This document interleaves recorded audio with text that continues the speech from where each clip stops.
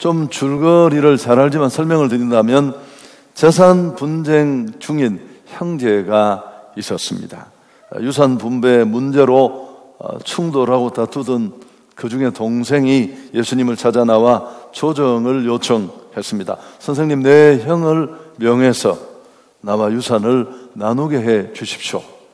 예수님은 이런 요청을 단호히 거절했습니다. 누가 나를 너희의 재판장이나 물건 나누는 자로 세웠느냐, 그렇게 말씀하시고 15절에 보시면 삼가 모든 탐심을 물리치라. 사람의 생명이 소유에 넉넉한 데 있지 않다. 오늘 우리가 읽은 이 단락의 핵심은 탐심을 물리치라 라는 말씀입니다. 오늘 이 주제를 좀 더 우리에게 설득력 있게 전해 주시려고 한 가지 예를 드셨는데, 바로 오늘 우리가 살피려고 하는 부자의 비유가 그것입니다. 내용은 당연히 탐욕을 뛰어넘는 해법이 이 속에 담겨 있습니다. 탐심은 분에 넘치도록 더 많이 가지려고 하는 욕심을 일컫습니다. 여러분, 문제가 있고 사건이 일어나는 곳에 어김없이 욕심이 도사리고 있습니다. 야고보서의 말씀 기억나시죠? 욕심이 잉태한 즉 죄를 낳고 죄가 장성한 즉 사망을 낳는다. 물론 오늘 이 말씀은 물질 한 가지 물욕에만 국한된 것은 아닙니다. 과도 욕심을 부리는 세상의 모든 것들을 포괄하는 말씀입니다. 오늘 이 비유 속에 나오는 말씀을 좀 더 나누기를 원하는데, 이 비유 속에 나오는 부자는 말 그대로 정말 많은 것을 가지고 있었습니다. 창고를 더 지어야 될 걱정을 해야 할 만큼 그에게는 여러 가지가 넘쳐났습니다. 그렇지만 불행하게도 그는 생명의 주관자이신 하나님을 알지 못했습니다. 가진 것이 많고 먹고 누릴 것이 충분했지만 그것으로 생명도 영원할 것이라고 그는 착각하며 살았습니다.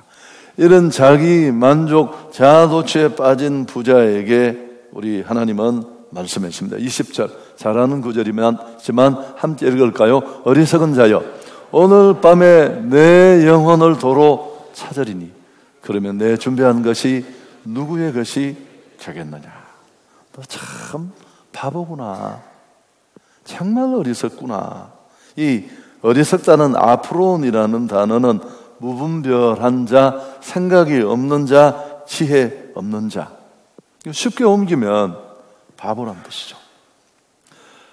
여러분, 그날 밤에 그가 죽는다면 그가 모은 그 수없이 많은 재물들, 그 어느 것도 아무것도 도움이 되지 않습니다. 지금껏 집착하고 연연하고 기대고 거기서 안도하고 행복을 찾으려고 했던 그의 모든 노력은 일순간에 물거품이 되니까요.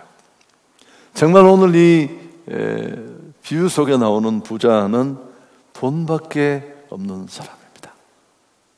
하나님도 없고 이웃도 없고 그와 함께 일한 동력자들도 그에게는 없습니다. 오직 자신만 있었습니다. 성경은 그를 향해 뭐라고 규정했습니까? 21절에 자기를 위하여 재물을 쌓아두고 하나님께 대하여 부요치 못한 자가 이와 같다. 자기를 위하여 재물을 쌓아두고 하나님께 대하여 부요치 못한 자다. 바보는 두 종류가 있습니다. 바보가 아닌데 스스로 자처한 바보가 있습니다. 또 그에 반해서 당연한 얘기지만 진짜 바보가 있습니다. 바보인 줄도 모르는 어리석은 자이죠. 스스로를 바보로 자처한 사람은 누굽니까? 비록 물질적으로는 오늘 이 부자만큼 많은 것을 가지고 있고 충분히 소유하고 있지 않을 수 있습니다. 그러나 마음에 하나님을 모시고 만물의 목적을 분명히 알고 천국을 누리는 자입니다. 자신만이 아니라 나누고 베풀고 삼지면서 살려고 애쓰는 사람입니다. 하나님으로 인한 만족과 부요함이 있는 자이죠. 비행기 여행을 하던 두 사람이 우연히 옆자리에 앉아서 대화를 나누게 되었습니다. 한 사람은 한눈에 봐도 그가 정말 부자하고 많은 것을 가졌다는 것을 알 수 있었습니다. 옷이나 장식, 몸으로 느껴질만 했습니다. 아니나 다를까 그는 자기 재산과 또 사업에 대해서 침이 마르도록 자랑을 했습니다. 자기 자랑에 도취되었던 그는 좀 옆 사람에게 미안했던지 당신 얘기도 듣고 싶다고. 그러자 그 자랑을 지금까지 실컷 듣고 있던 사람이 사실 제 아버지도 엄청난 부자입니다. 우리가 함께 타고 가는 이 비행기도 그분 것이고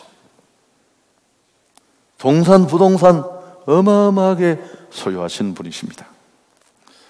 이 말을 듣고 있던 부자는 깜짝 놀랐습니다. 그게 무슨 말인가? 그는 말을 이어갔습니다. 물론 그것뿐만이 아닙니다. 온 천지 우주 만물 피조세계가 다 그분 것입니다. 그의 아들 예수 그리스도로 말미암아 나도 아버지의 공동 상속자가 되었습니다. 어느 곳에 있든지 무엇을 먹고 마시든지 모든 것이 아버지의 것이라고 생각하면서 나는 언제나 부자로 넉넉하게 살고 있습니다. 그렇게 말하고 그 부자를 향해서 당신도 예수 믿으면 나처럼 참된 부자의 행복을 갖게 될 것입니다 라고 복음을 전했다고 합니다. 부자는 말했습니다. 지금까지 내게 단지 예수 믿기만 하면 얻을 수 있는 이런 영적 부요에 대해서 당신만큼 확신 있게 말해준 사람은 한 사람도 없었습니다. 비행기에서 내릴 때쯤 이분도 하나님의 상속자가 되었고 더 이상 자기를 내세우지 않는 진정한 부자, 하나님의 부요한 자가 되었다고 합니다. 여러분, 정말 불쌍한 사람은 가난한 사람이 아니에요. 돈밖에 없는 사람입니다. 부자, 오늘 이 복음서에 비유에 나오는 등장하는 이 부자가 바로 그런 사람일 텐데, 그래서 늘 교정해 드렸습니다만 부자를 잘 사는 사람이다 라는 표현은 정말 틀렸습니다. 그저 돈이 많은 사람입니다. 잘 사는 삶은 그 이후에 그가 그 물질을 가지고 증명해야 돼요. 지금까지 역사를 보면 부자가 잘 살기는 쉽지 않아요. 그래서 정말 그 물질을 어떻게, 물질이라는 자원을, 달란트를 어떻게 사용하느냐에 따라서 그는 정말 돈밖에 없는 가난한 자가 될 수도 있고 진짜 부자일 수도 있으니까요. 그래서 오늘 이 시간에 어떻게 하면 탐욕을 뛰어넘어 진짜 부자가 될 수 있을까? 첫 번째 18절을 같이 한번 읽을까요? 또 이르되 내가 이렇게 하리라. 내 곡간을 헐고 더 크게 짓고 내 모든 곡식과 물건을 거기 사두리라. 여러분, 우리가 진짜 착한 부자가 되는 첫 번째 방법은 나를 내세우면 안 되는데, 여기 이 부자의 고백에 보면 내가, 내가 라는 이런 표현이 여러 번 반복됩니다. 우리말 성경 번역에만 6번 나오는데 원문을 보면 기절에 12번이 나와요. 여러분, 저는 이런 경험 정말 많이 했거든요. 별로 한 것도 없는데 다 자기가 했다고 지가 했고 내가 했고 5분만 대화를 나눠보면 당장 알 수 있습니다. 하나님이 김과 이가 도가 더 좋아하는데 제일 싫어하는 게 어떤 성이라고? 내가를 그렇게 싫어하셔요. 그 속에 하나님은 계시지 않으니까요. 부자가 얼마나 자기중심적인 이기적 사고에 붙들려 있는가를 단번에 눈치챌 수 있는 그런 대목입니다. 모든 것이 내 것입니다. 물질도 내가 가진 모든 것의 주인이 나입니다. 이게 부자의 생각이었습니다. 여러분, 이건 비단 부자만이 아니라 이 시대 극단적인 이기적 사고에 붙잡혀 있는 현대인들의 모습, 그 모습을 그대로 보여줍니다. 내가 이랬고 내가 추수하겠습니까? 당연히 내 것이고 소득이 늘어도 자기가 잘나서 된 일이고 당연히 감사가 없습니다. 여러분, 하나님 앞에 정말 부요한 사람은 누굽니까? 하나님의 주인 되심을 인정하는 사람입니다. 그래서 그런 사람을 청지기라고 하잖아요. 뭐 청지기 대학 맨날 하는데 청지기 정신은 첫째 모든 것은 하나님의 것이고 두 번째 지금 내 손에 들려있는 건 잠깐 내가 맡아 있는 것뿐입니다. 세상 떠나면 내려놓아야 돼요. 극장의 의자와 같아요.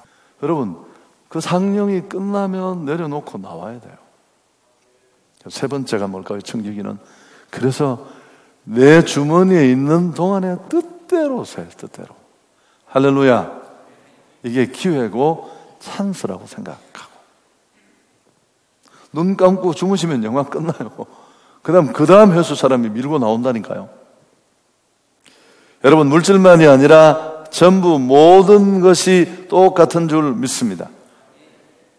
그 다음 두 번째, 우리가 정말 착한 부자, 착한 바보로 하나님의 뜻을 따라 탐욕을 찢어내는 그런 삶을 살려면 이웃을 사랑하고 섬겨야 하는데 19절 보시면 또 내가 내 영혼에게 이르되 영혼아 여러 해 쓸 물건을 많이 쌓아두었으니 평안히 쉬고 먹고 마시고 즐거워하자. 이 부자의 독백을 들어보면 앞에도 얘기했습니다마는 하나님은 물론이고 타인이 존재하지 않습니다. 나를 위해 쓸 물건이고 자신을 위해 철저히 쌓아두고 축적했고 누가 그랬잖아요. 좀 불편하실 수 있나요?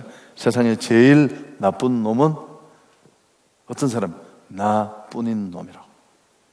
오늘 이 부자도 그가 여기까지 이렇게 많은 소득을 얻을 때까지 자기 혼자만의 노력이었을 겁니까?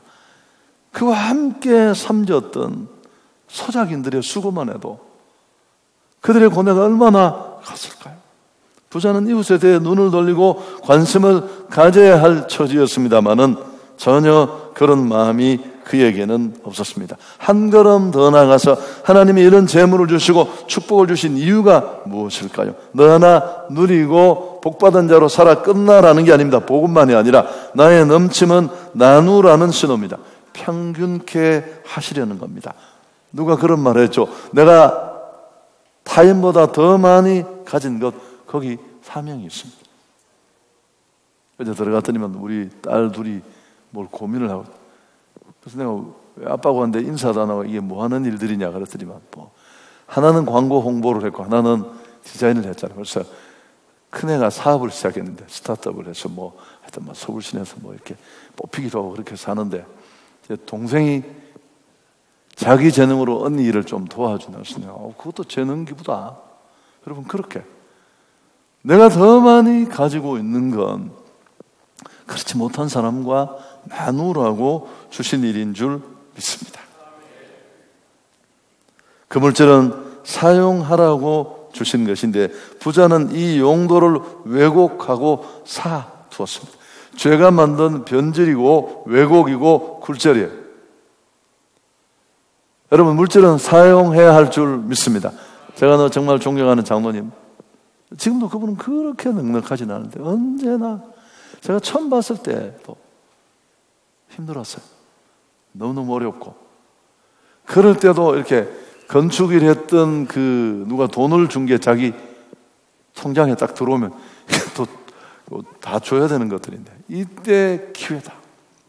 책도 사주고 선물도 하고 저도 그분에게 선물을 많이 받았죠. 뭐 제 주변에 있는 분들 다 어떤 형태로든지 놀라운 건 안 굶어 죽고 지금도 너무너무 잘 사시고 있다는 사실입니다. 사람은 사랑하고 물질은 사용하라, 쓰라는 게 하나님의 의도인 줄 믿습니다. 그것만 남아요. 여러분, 내 지갑 속에 들었던 거 그거 아무것도 남지 않아요. 비트코인만 그런 게 아니고 그냥 끝나면 끝나는 거. 뭐가 남아있어요? 근데 우리는 이걸 반대로 합니다. 사람은 자꾸 이용해 먹으려고 하고 물질은 어떻게든지 저장해 두려고 붙잡고 있고 이런 왜곡이 오늘 우리를 힘들게 하고 온 세상을 어렵게 합니다. 왜 세상이 각박하고 살벌할까요? 모자라서가 아닙니다. 나누지 않고 평균케 하라는 이 은혜를 우리가 외면하기 때문에 그렇습니다. 탐심을 물리칠 수 있는 성경의 해법이 무엇입니까? 바로 나눔입니다. 이 본문을 자세히 읽어보시면 정말 무서운 표현이 여기 나와요. 여러분, 이 부자는 철저하게 나를 위하여 살아서, 놀라운 건 이게 진짜 바보예요. 나를 위해 산 건 하나도 남지 않고, 한번 해보세요. 타인을 위하고 주를 위하여 한 것만 남게 되는 줄 믿습니다. 여러분, 이웃을 향한 사랑의 부요는 곧 하나님을 향한 부요입니다. 21절 다시 보시죠. 자기를 위하여 재물을 쌓아두고 하나님께 대하여 부여치 못한 자가 이와 같다.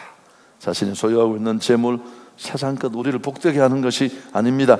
가진 것이 크든 작든 하나님께 뜻대로 사용할 때 부유한 자가 될 수 있습니다. 나를 위한 것은 아무것도 남지 않습니다. 화장실밖에 없어요. 화장실에. 주를 위해 한 것만, 타인을 위해 한 것만 남을 줄 믿습니다. 31절에 쭉 읽어보면 그의 나라와 그의 의를 구하라는 말씀도 나옵니다. 여러분, 이번 주가 광고 나갔듯이 선교 헌금과 구제 헌금을, 참 장학 헌금을 작정합니다. 장학 헌금은 제가 온 원년부터 1% 헌금으로 시작됐습니다. 1%. 늘 우리는 많이 가지고 있어. 모두가 충분하지는 않지만 내겐 부족함이 없는데 나누지 못하는 아쉬움, 아픔이 있는데 그걸 좀, 그 숙제를 다소라도 해결할 수 있는 방법은 편안하게 내 소득의 1% 헌금을 하자는 의지로 이게 출발이 되었습니다. 여러분, 수없이 많은 사람들이 장학금을 통해 이 혜택을 누리고 있는 것 우리가 잘 알고 있고, 선교도 오늘 그 1분 영상 여러분 보셨는지 모르는데, 사실은 제가 이제 피자 먹자고 찾아갔을 때 그 밤에 갑자기 간증이 시작되는데 간증이 너무 은혜로웠어요. 그래서 내가 옆에 있는 우리 목사님이 휴대폰으로 찍으라고. 그래서 찍은 그 5명의 간증 중에 하나인 모양인데, 더 감동적인 간증도 많았는데 영상에 문제가 있었겠죠. 여러분, 그 자리에 있었으면 다 펑펑 울었을 거예요. 우리의 선교비가 다 그렇게 쓰여지고 있다는 거. 내가 잘 먹고 호의호식한 거, 수백만 원짜리 명품 못 산 거, 이게 어디 남아있어요? 옷장에 다 썩어지고 아무것도 없는데.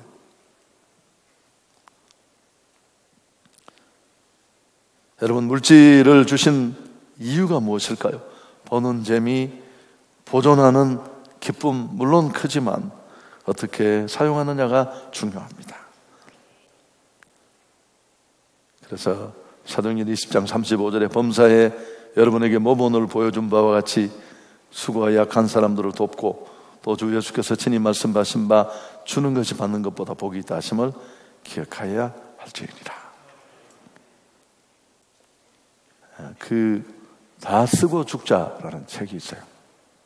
미국의 폴렌이란 노인이 1999년에 쓴 책인데 꾸준히 베스트셀러 위에 있었어요. 제가 모임에 갔더니만 우리 형님 한 분이 설교를 하시면서 다 쓰고 죽자, 그런 얘기를 했는데 무척 공감이 되었습니다. 여러분, 디모데전서 6장 17절에도 내가 이 세대의 부한 자들을 명하여 마음을 높이지 말고 정함이 없는 재물에 소망을 두지 말고 오직 우리에게 모든 것을 후히 주사 누리게 하시는 하나님께 두며 선을 행하고 선한 사업을 많이 하고 나누어 주기를 좋아하며 너그러운 자가 되게 하라. 마지막 얘기입니다. 이번 명절에 이제 우리 직전에 교회 출신의 교육자들이 인사차 그렇게 와서 밥도 먹고 얘기를 하는 중에 한 분이 이 책을 소개했어요. 애덤 그랜트의 기브 앤 테이크라는 책인데, 제가 이 명절 주간에 서점에 나가서 이 책을 사다가 읽었는데, 여러분, 이 애덤 그랜트는 대단한 사람입니다. 31세에 이미 와튼 스쿨의 최연소 종신 교수가 된, 이 시대에 아주 미래를 여는 그런 학자인데, 이 책을 읽어보면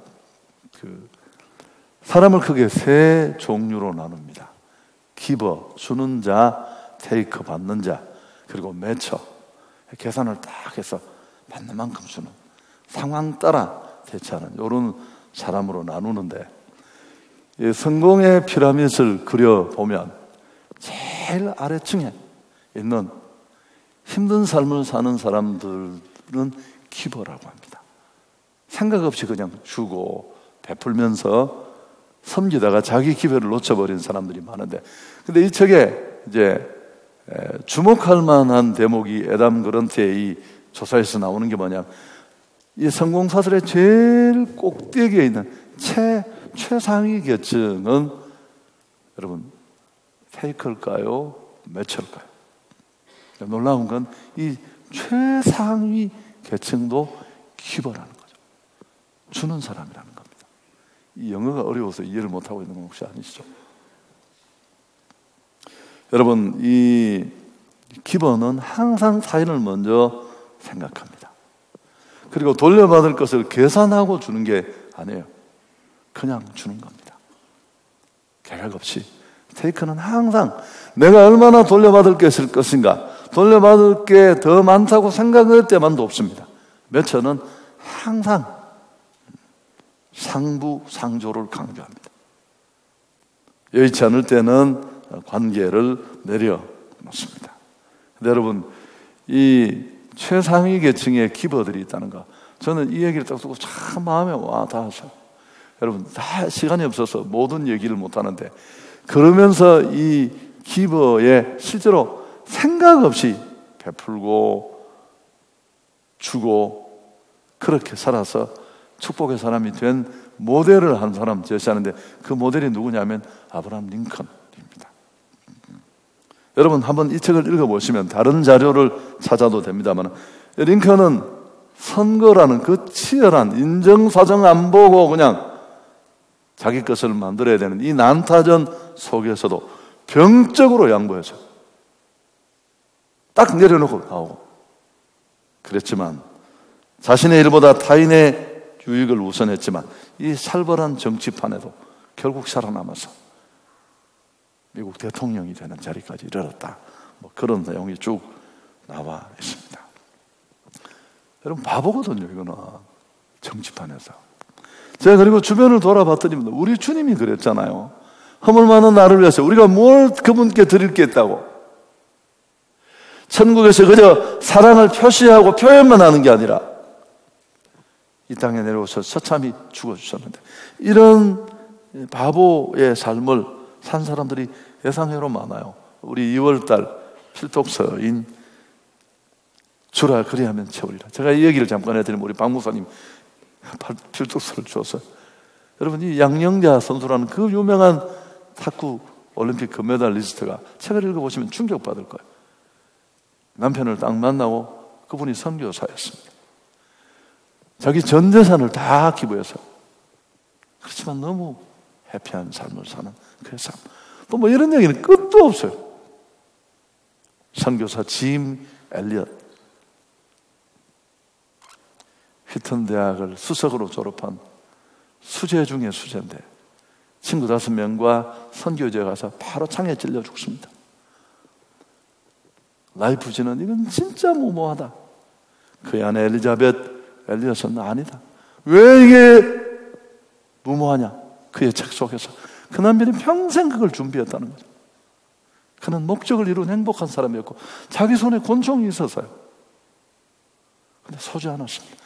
이 아내 엘리자베트 또 그 자리에 다시 들어가서 선교를 해요. 그를 죽였던 사람들이 다 변화받고 사역자가 되고, 총까지 있으면서 방어하지 않았던 그들의 정말 멍청한 삶을 이해하지 못했었거든요. 아멘하면 설교를 마치려고 합니다.